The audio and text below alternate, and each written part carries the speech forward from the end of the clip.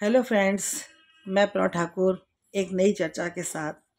क्या परमात्मा पापियों को पाप करते हुए देखता है और फिर चुप रहता है?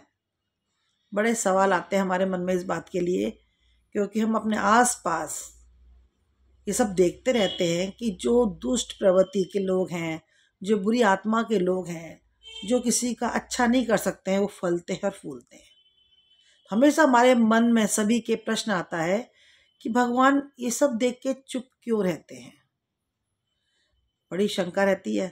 हम भी उसी कैटेगरी में आते हैं, हम भी कोई दूध के धुले नहीं हैं, लेकिन क्योंकि हमारी आदत है, हम अपने आप को बिल्कुल साफ और सामने वाले को हमेशा दोषी समझते हैं, तो हमारे मन में ये सवाल हमेशा चलते रहते हैं कि परमात्मा पापियों को देख करके चुप क्यों रहते हैं।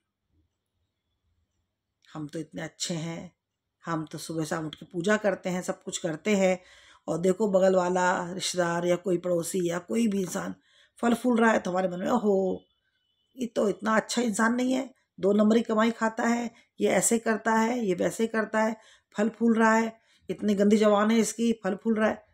तो ये सब का आंसर हमारे पास है नहीं है।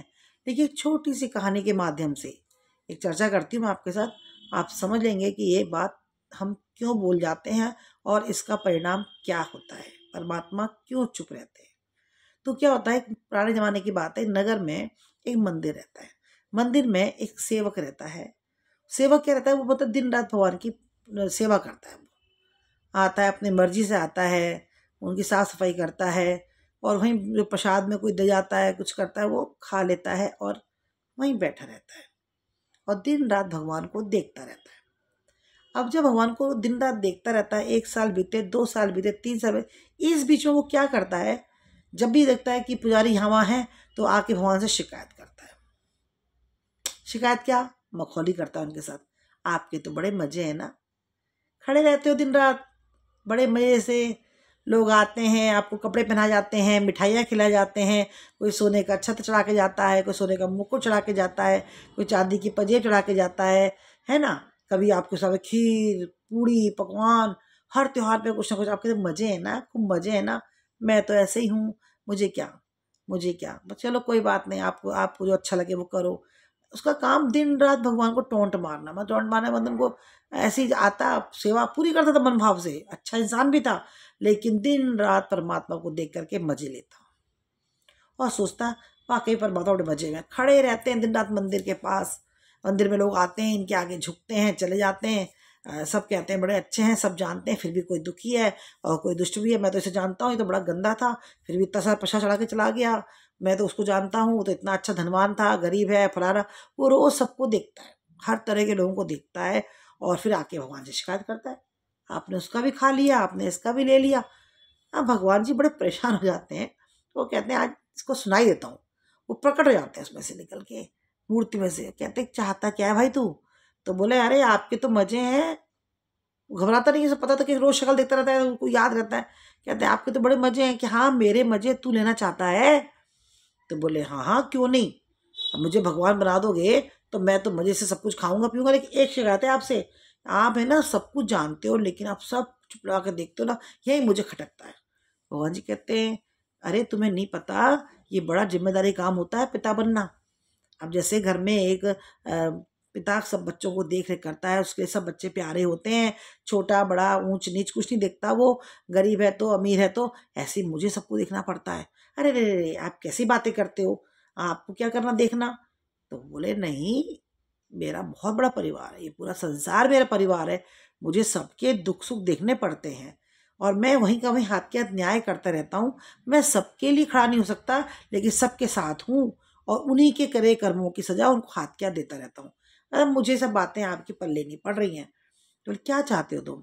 तो बोले कि एक काम करो, आप मुझे भगवान बना दो, देखो मैं कैसे सबके दुख दूर करता हूँ, और जो दुखी उन्हें दुष्टों को मैं सजा दूंगा, और जो अच्छे इंसान है उनको मैं सब अच्छे से साथ में रखूंगा।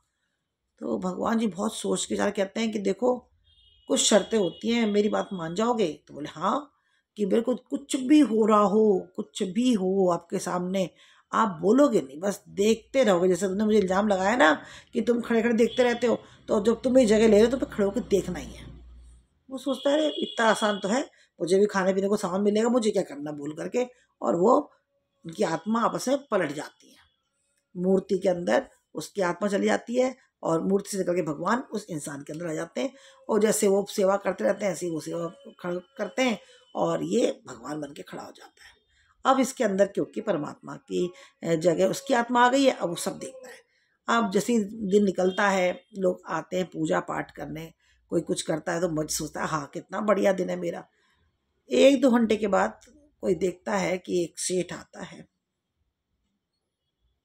और वो खूब सारा एक पैसा लेकर के बटुए में थैला लेके आता है और कहता है मेरा व्यापार तो खूब चल पड़ा, और देखो मैं तो अब आपको एक सोने की मूर्ति बनवा दूंगा अगर आपने ये वाला काम भी मेरा कर दिया। और ऐसे रिश्वत की बातें खूब करता है, खूब करता है, और दुनिया भर की पटाता है भगवान जी को, मेरा ये काम कर दोगे तो मैं वहाँ मंदिर बनवा दूंगा, मैं ये करवा दूंगा। और ऐसे बोल बाल के वो चला जाता है, उसके हाथ से वो सोने के सिक्के की थैली वो गिर जाती। अब वो भगवान जो बना हुआ तो वो देखता है, कहता है अरे इसको आवाज़ दूँ, तो बोलता है अरे नहीं नहीं, मेरे को तो परमात्मा शर्त पे खड़ा करा है कि बोलना कुछ नहीं है। तो वो देखता रहता है। क्योंकि जैसे ही वो जाते हैं एक गरीब आदमी आता है, आके हाथ जोड़ता है, हे भगवान आज 4 दिन हो गए मेरे घर में चूल्हा नहीं जला, मेरी माँ बीमार पड़ी है, उसकी दवाई दारू कुछ नहीं हो पा रही है, आप मेरे से ऐसी परीक्षा क्यों ले रहे हो? मैं आप पे बहुत भरोसा है, मैं आप रोज आता हूँ के दरबार में, मेरा ये आस ना टूटे परमात्मा, मेरा ये ना टूटे कि भगवान नहीं देखता, ये वो करके ऐसे बोल के ऐसे माथा टेकता है। वो थैली उसको दिख जाती है सोने की मोहर वाली, वो थैली उठाता है, अरे इतनी जल्दी आपने मेरी प्रार्थना सुन ली, और ऐसे 10 बार नाक रगड़ के वो थैली लेकर के चला जाता है। वो आवाज़ देने सोचता है अरे मैं उसको बोलूँ कि तेरी तेरी ने सेठ जी की है, फिर याद आता है अरे भगवान ने मना करा था, कहते नहीं तुम्हें बस देखना है। वो फिर चुपचाप खड़ा हो जाता है। थोड़ी देर में एक सैनिक आता है, सैनिक आता है और वो आके मत्था टेकता है और कहता है कि मैं 1 महीने की लड़ाई पर जा रहा हूँ और बस मैं ठीक ठाक लौट के आ जाऊँ, मेरी रक्षा करना। तो वो भी मत्था टेकता ही है कि इतने वो जो सेठ जिसकी थैली रह गई थी वो 3-4 सिपाहियों को लेकर के मंदिर में आता है और सैनिक को पकड़वा देता है। कहता है मेरे बाद मंदिर में यही आया है और इसने चोरी करी है। वो खूब मना करता है लेकिन वो मानते नहीं है, मानते नहीं है, और उसे पीटने लगते हैं सिपाही और पकड़ के खींच लगते हैं। तो अब उस आदमी से हट जाता, वो तुरंत पकड़ जाता है, अरे अरे अरे नहीं, मैं भगवान बोल रहा हूँ, ये नहीं ऐसे हुआ था। वो पूरी कहानी बताता है कि सेठ जी आए थे और मोहरों का सिक्का जो थैली थैली थी वो गिर गई, एक गरीब आदमी आया था वो ले गया और ये बेचारा तो वैसे फंस गया।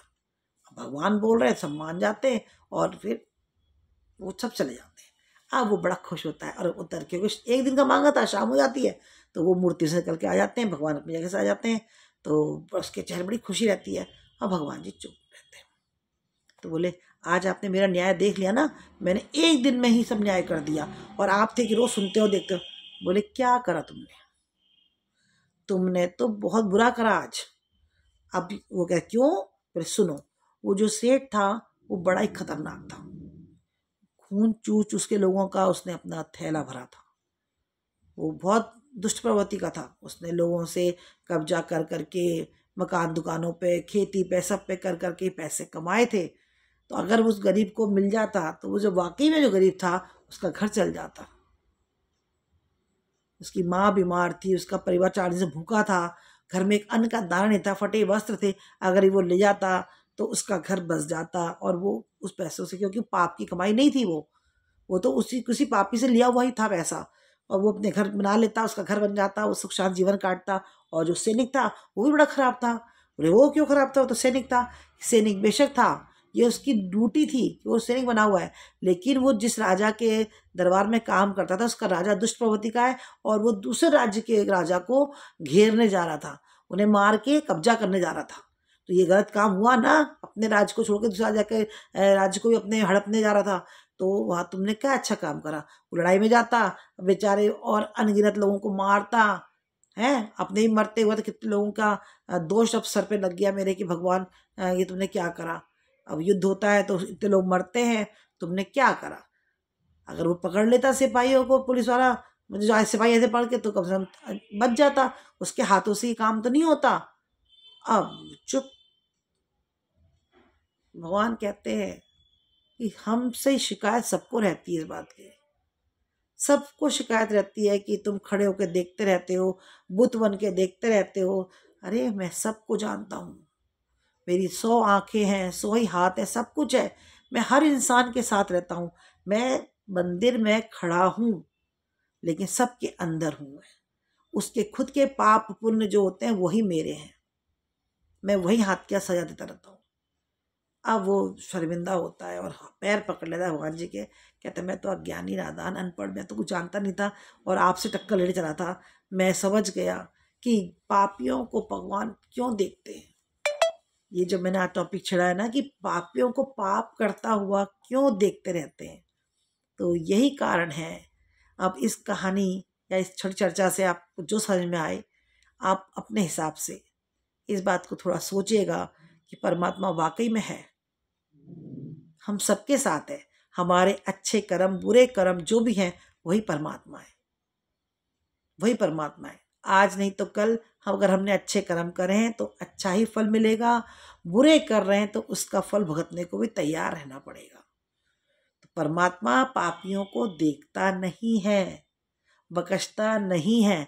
समय लगता है कि शायद ये अब पलट जाए, अब बदल जाए, मौका देता है, लेकिन अंत फिर बुरा ही होता है। क्योंकि हम लोग इतिहास में देखते आ रहे हैं कि कितने डाकू और कितने बुरे लोग बाद में सज्जन बन गए, है ना। कहते बाद इतने कत्ल करने के बाद में साधु महात्मा बन गए, अच्छे अच्छे कर्म करने लगे। तो परमात्मा सबको देता है समय, सबको देता है, लेकिन हमारी अंतरात्मा और हम क्या कर रहे हैं हमारे ऊपर है। हम अज्ञानी बन के सब कुछ देखा तो नहीं, कुछ करते हुए देखा तो नहीं, हम पाप करते जाते हैं। लेकिन यही परीक्षा है हमारी, डेली होती है। हम जब तक उठते बैठते हैं या संसार में रहेंगे तब तक हमारी परीक्षा चलती रहेगी। अगर हमें अच्छे से जीवन जीना है तो बिना किसी देश भावना के, बिना किसी का दिल दुखाए, किसी का अपमान करके, बुरे कर्म करके नहीं जीना है। ये कहानी हमें यही शिक्षा देती है। तो ये चर्चा आपको मेरी कैसी लगी? छोटी कहानी के माध्यम से बताया था कि परमात्मा हमारे साथ हमेशा रहते हैं। कल फिर मिलती हूँ आपको एक नई चर्चा के साथ, लॉन्ग वीडियो में और शॉर्ट वीडियो। आप लोग देखा करिए, कमेंट्स करके बताइए कि ये चर्चा आपको कैसी लगी। लाइक करिए, सब्सक्राइब करिए, शेयर करिए और कमेंट्स में ज़रूर बताइए कि बात कैसी लगी। नमस्ते।